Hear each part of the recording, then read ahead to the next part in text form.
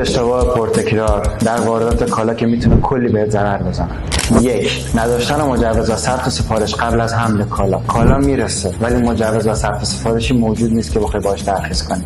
2. کم اعلام کردن ارزش گمرکی کالا. فکر می‌کنی با این کار هزینه‌های گمرکی تو میاری پایین، ولی اینجوری نیست. 2 برابرش باید جریمه بدی. بهترین راه حل اینه که شفاف باشی و فاکتور واقعی رو نشون بدی. 3. انتخاب چسکود اشتباه. این کار مساوی است با پرداخت‌های اضافی و یا بلوکه شدن کالا. بهترین راه حل اینه که قبل از انتخاب چسکود یه سر بری گمرک پیش کارشناسا کد تعرفه واقعی کالاتو پیدا کنی. 4. حمل و نقل‌های نامطمئن. بعضیا کالاشون رو به شرکت‌های غیر معتبر میسپارن که این کار خسارت‌های جبران ناپذیری داره. تحقیق کنید و کالاتون رو به فورواردرهای مطمئن با بارنامه‌های معتبر بسپارید. و آخرین مورد، نداشتن قرارداد با تامین کننده و یا ترخیص کار. هر کالایی می‌خواید وارد کنین یه قرارداد مکتوب سفت و سخت ببندید، چون بدون قرارداد یعنی بدون ضمانت و بدون پشتیبانی. حتی با آشناتون هم قرارداد ببندید.